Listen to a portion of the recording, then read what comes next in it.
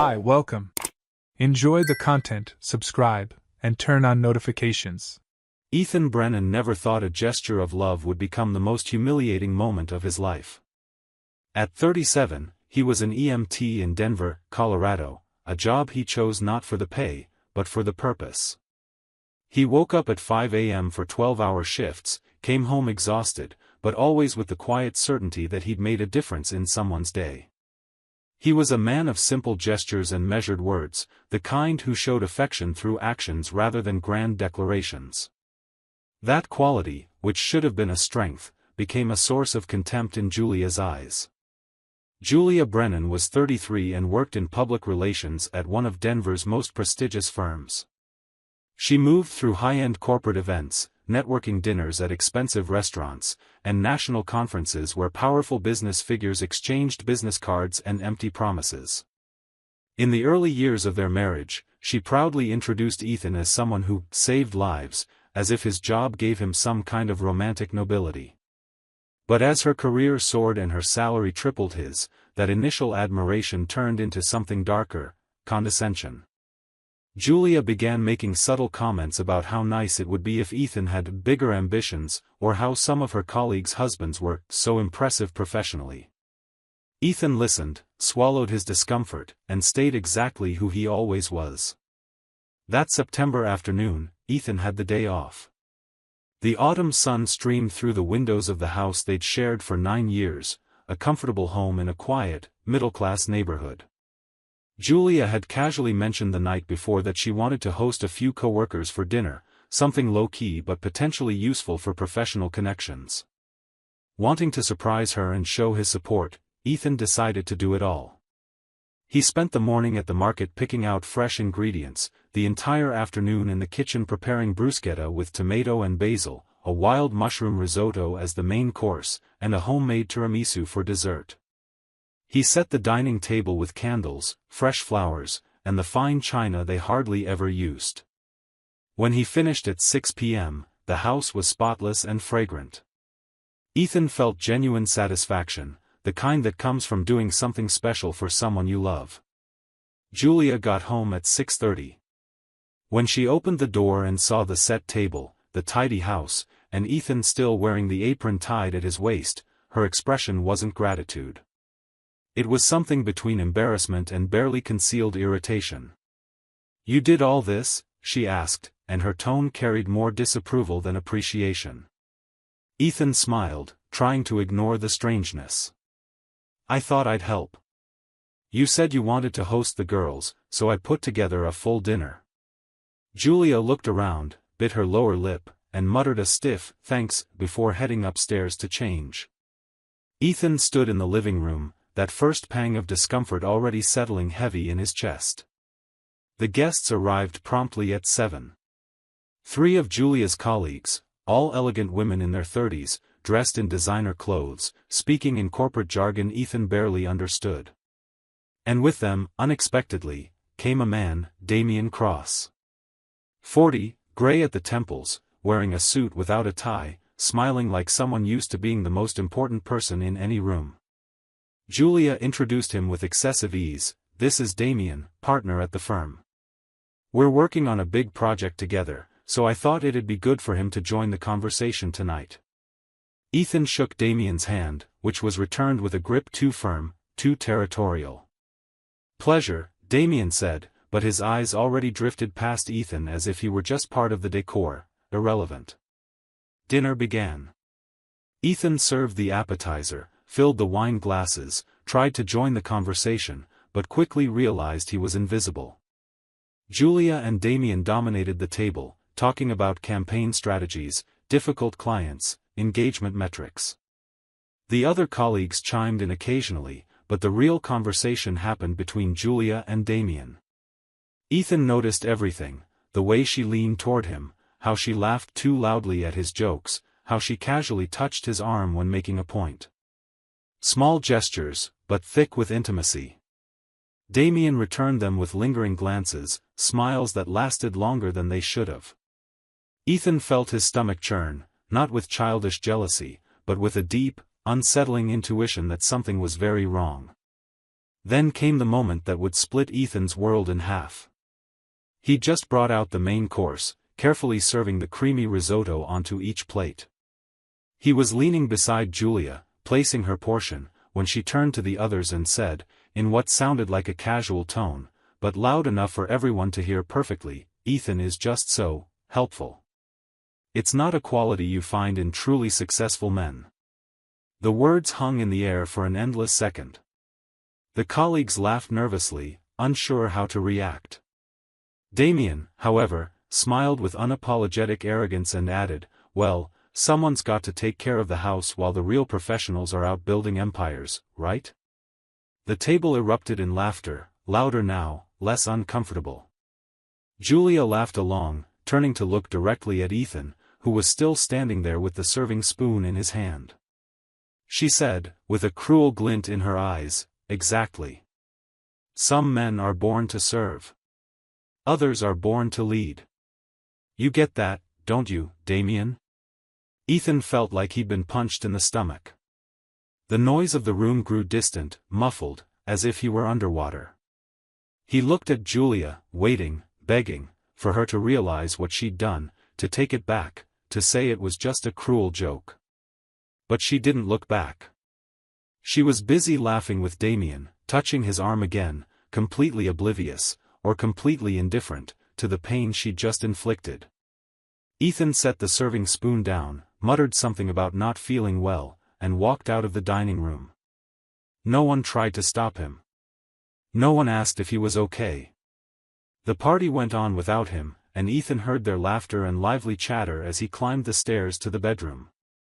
He locked himself in the bedroom and sat on the edge of the bed, his hands trembling. It wasn't just the public humiliation. It was the sudden, brutal realization of how Julia truly saw him. Not as a partner. Not as an equal. But as someone inferior, someone who existed to make her life easier, to serve, to stay in the background while she shone. Years of subtle comments, condescending glances, small cruelties disguised as jokes, all of it converged in that moment. Ethan realized, with painful clarity, that the marriage had been dead for a long time. He just refused to see it. At 2 a.m., the house finally fell silent. Ethan heard the goodbyes at the door, the cars pulling away, and then, nothing. Julia didn't come upstairs. He went down and found her asleep on the living room sofa, still dressed, half a glass of wine on the coffee table. She hadn't even bothered to come to the bedroom, offer an explanation, an apology, anything. Ethan went back upstairs, but he knew he wouldn't sleep. The pain of humiliation turned into something colder, more determined. He needed answers. He needed to know if what he suspected was real, or just paranoia fueled by the wound in his chest. At 5 a.m., still awake, Ethan went down again. Julia was still asleep on the sofa. Her personal laptop was on the coffee table, open but in sleep mode. Julia always left everything logged in, never worried about privacy at home. After all, what would Ethan do? He was helpful, domestic, harmless. Ethan picked up the laptop, sat in the armchair across the room, and turned on the screen. Her personal email was already open. He hesitated for only a second before starting to search. He didn't have to search long. The sent folder was packed with messages between Julia and Damien Cross. Ethan clicked on the first one and his heart dropped. They were romantic emails, explicit in intent even if not in language. "Can't wait to see you at the hotel Thursday," read one from 3 weeks ago. "That work trip was incredible, especially the part where we didn't work," read another from 2 months earlier. There were photos, not explicit, but intimate, Julia and Damien in a hotel room, hugging, her laughing the way she used to laugh with Ethan in the early years. Ethan felt sick, but he kept reading. The more he read, the worse it got. In an email from 5 weeks ago, Julia wrote to Damien, "Sometimes I wonder why I'm still married. Ethan is useful, doesn't cause trouble, but he doesn't challenge me. He doesn't make me feel alive. You do." Damien replied, "Then get divorced." You deserve more than a husband who spends his life in an ambulance caring for strangers while you build empires. Julia replied, I'm waiting for the right moment. I need things to align professionally first. But it'll happen. I promise. The messages went on for months. 4 months, to be exact. 4 months of meticulously documented betrayal, hotel meetings disguised as business trips, elaborate lies. In one particularly cruel message from 3 weeks ago, Julia wrote, Ethan made a romantic dinner for our anniversary yesterday. It was sweet, but also, sad. I don't know.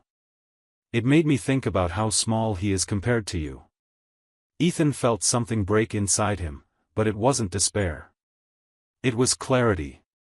Cold, unshakable clarity. He grabbed a flash drive from the desk drawer, copied every message, every email, every photo. Saved it all.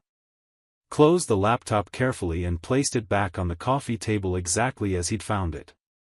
Julia was still asleep, unaware that her world was about to collapse. At 6 a.m., Ethan took a shower, got dressed, and made coffee. At 7, Julia woke up to the smell of fresh coffee, rubbed her eyes, and headed upstairs to change without saying a word. When she came back down, Ethan was sitting at the kitchen table with her laptop open, Damien's emails filling the screen. Julia froze in the doorway, her face paling instantly. What are you doing? She asked, and for the first time in years, there was fear in her voice. Ethan didn't look up from the screen. Reading about how I'm small, helpful, and useful. Apparently, I'm also sad. Julia tried to recover, walking to the table with false composure. Ethan, you shouldn't be reading my private emails. That's an invasion of privacy. Ethan finally looked at her, and what Julia saw in his face made her take a step back. It wasn't explosive rage. It was something far worse, absolute coldness, crystallized disappointment. Privacy? Ethan repeated, almost laughing. You're serious? You humiliate me in front of strangers, cheat for 4 months, plan to leave me when it's professionally convenient, and you're worried about privacy? Julia tried to minimize it. It was just a phase. I was confused. It doesn't mean anything. Ethan shook his head slowly. Liar. I read it all, Julia. Every message. Every plan. Every insult. You're not confused. You know exactly what you're doing. And I know exactly what I'm going to do now. Julia tried another tactic, her voice rising, almost desperate. Ethan, please. We can talk about this. Go to therapy. Fix it. Ethan stood up, closed the laptop, and pushed it toward her. You have 24 hours to leave this house. Monday morning, I'll file for divorce. Suggest you call Damien and ask if he has a hotel room available, you two are so good at finding them. Julia tried to argue, but something in Ethan's posture, the unshakable firmness, the finality, made the words die in her throat. She went upstairs, made a few quiet calls in the guest room, and by late afternoon, she'd left with 2 suitcases and shock on her face. She truly didn't believe helpful Ethan would have the courage to kick her out. What Julia never knew, and would never know, was that Ethan held a secret that would completely change the narrative she'd built about him. 6 months before that fateful dinner, Ethan's maternal grandmother, a woman named Dorothy Brennan, had passed away at 89. Ethan grew up in a modest family, but Dorothy, over decades, had quietly built an empire. In the 70s and 80s, she bought small commercial properties in Denver's up-and-coming neighborhoods, invested in tech stocks when no one else believed in them, and held on to everything with unshakable patience.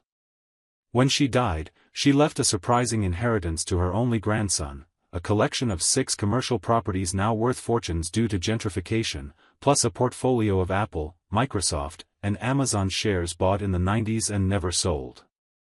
The total value of the inheritance, $6,500,000. Ethan received the news through a specialized estate attorney. At first, he was stunned. Then he began processing what it meant. He could retire, travel, change his life completely. But Ethan was cautious. He consulted lawyers, financial planners, wealth management experts. He was processing everything in silence, planning his future, thinking about how to tell Julia at the right moment. But deep down, part of him wanted to wait. He wanted to see if Julia loved him for who he was, a middle-class EMT with a huge heart, or if she was just waiting for something better to come along.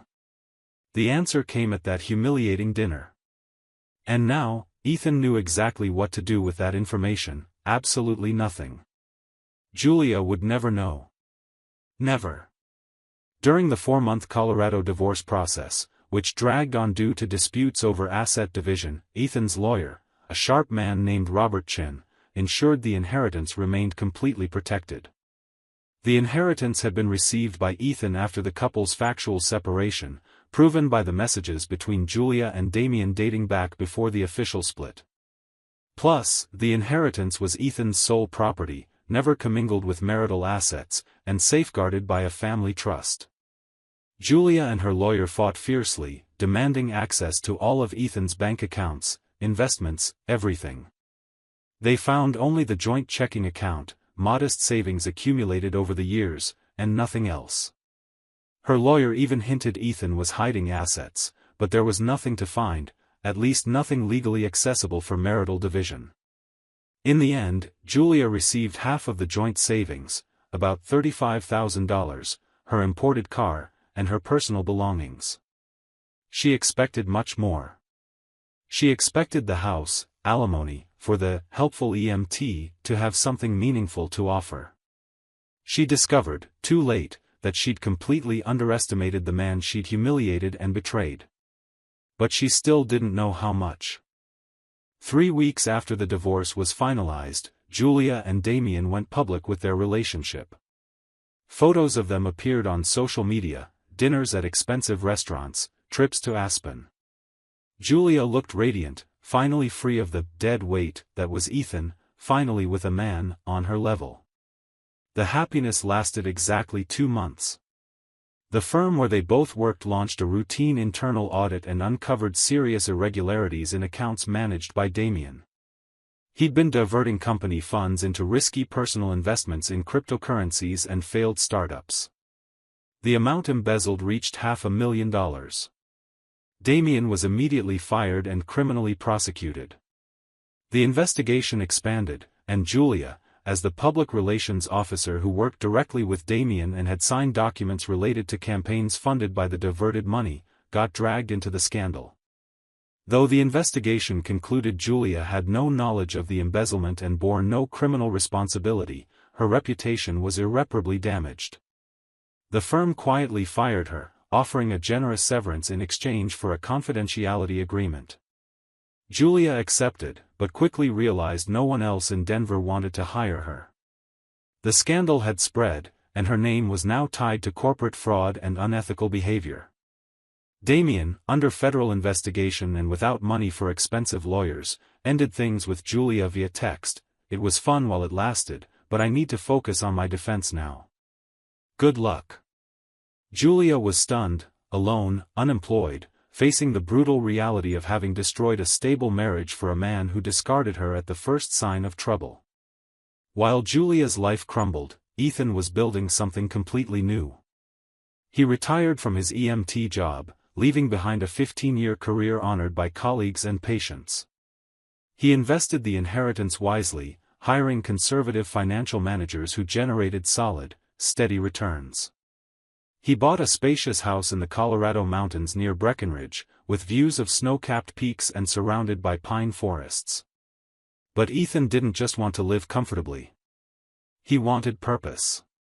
He founded a nonprofit called the First Response Foundation, dedicated to training EMTs and emergency medical technicians in underserved communities across Colorado.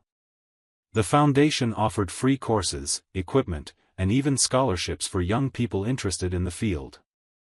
Ethan invested $1 million of his own money to launch the project, and within a year, it had trained over 200 professionals. Ethan's story caught the attention of local media. A Denver newspaper ran a cover story on the former EMT who used a family inheritance to transform lives. The article included photos of Ethan in his new home, surrounded by students from the foundation, genuinely smiling for the first time in years. The piece briefly mentioned he was divorced, but focused on his journey of overcoming and finding purpose. Julia saw the article. She was unemployed, living in a small rented apartment, trying to rebuild her career from scratch. When she saw Ethan's photo, the mountain house, the casual mention of significant family inheritance, she felt like the ground had vanished beneath her feet. She did the math. 6 months before the separation. His grandmother had died 6 months before. And he never mentioned it. Never said a word. Julia tried to reach out. First, a text, "Ethan, I saw the article. We need to talk." No reply. Then a long email, "I know I made terrible mistakes. I was cruel and unjust. But I deserve to know about the inheritance. We could have had a different life. Please respond." No reply. Finally, a call that went straight to voicemail, "Ethan, please. I just want to talk. I just want. I'm sorry. I'm so sorry." Ethan listened to all the messages, read every email, and didn't respond to any. Not out of revenge, not out of cruelty, but because he understood something fundamental: people who humiliate you publicly, who mock your love, who plan to discard you when it's convenient, don't deserve explanations, don't deserve second chances, don't deserve access to the life you build after them. A year and a half after the divorce, Ethan was completely transformed. The foundation had expanded to 3 cities in Colorado. He met Rachel Holloway, a 34-year-old nurse who volunteered with the foundation, teaching first aid in rural communities. Rachel was divorced, a mother to a 7-year-old daughter, kind, intelligent, and treated Ethan with genuine respect he'd forgotten even existed. They started dating slowly, without hurry, building something solid on mutual admiration and shared values. Rachel didn't care about Ethan's inheritance. She fell for the man who woke up early to teach young people how to save lives, the man who listened intently, who made pancakes for her daughter on Sundays, who treated her as an equal in every way. Julia, meanwhile, remained alone.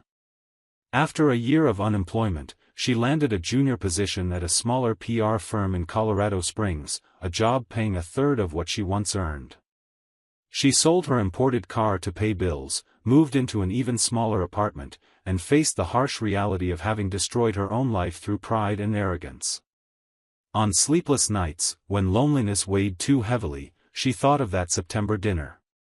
She thought of the wild mushroom risotto Ethan had made with such care. She thought of the way he looked at her when she said some men are born to serve. She thought of how, in that exact moment, she lost the only person who truly cared about her, not for what she represented professionally, but for who she was, or who she could have been, if she'd chosen to be a better person. Ethan never looked back. He learned, in the painful way only betrayal can teach, that a person's worth isn't in how much they earn, what social circles they move in, or how impressive they look on paper. Worth is in how you treat the people you love, in your integrity when no one's watching, in the respect you offer even when there's no audience to applaud. Julia lost all of that. And Ethan, after losing everything he thought mattered, discovered something far more valuable: the dignity of knowing his own worth, regardless of who chose, or refused, to see it. The last time anyone saw Julia was at a corporate event in Denver, 2 years after the divorce. She was there representing her small firm, trying to make connections, rebuild bridges. Across the room, she saw Ethan. He was in a tuxedo, accompanied by Rachel, who wore an elegant blue dress. They were chatting with a group of local philanthropists, laughing, relaxed. Ethan looked happier than Julia had ever seen him. She thought about approaching, saying something, but when their eyes met for a brief second across the crowded room, Ethan simply looked away and continued his conversation, as if she were a stranger. And that's exactly what she'd become, a stranger who once had the chance to build a life beside an extraordinary man, but chose to humiliate him instead of honoring him. In the end, Ethan and Julia's story wasn't about money, inheritance, or revenge. It was about one simple, relentless truth many learn too late: respect can't be faked, and public humiliation is never forgotten. Julia spent the rest of her life wondering, what if? What if she'd been grateful for the dinner instead of cruel? What if she'd defended Ethan instead of mocking him? What if she'd chosen loyalty instead of betrayal? Ethan, on the other hand, stopped asking questions and started living answers. He found true love, built a legacy of purpose, and learned the most liberating lesson of all: not everyone who loses you deserves to find you again. And as Julia sank into regrets, Ethan climbed mountains, literally and metaphorically, proving to himself, and to no one else, that a man born to serve can choose to serve greater causes, build lasting impact, and live with a dignity no humiliation can steal. Life has a peculiar way of turning pain into purpose. For Ethan, that September dinner was the end of a lie and the beginning of a truth he spent the rest of his life honoring: you don't need the approval of those who can't see your value. You only need to believe in it until others worthy of it recognize it too. Thank you for watching the video. If you enjoyed it, don't forget to subscribe to the channel and turn on notifications so you won't miss any updates. See you next time.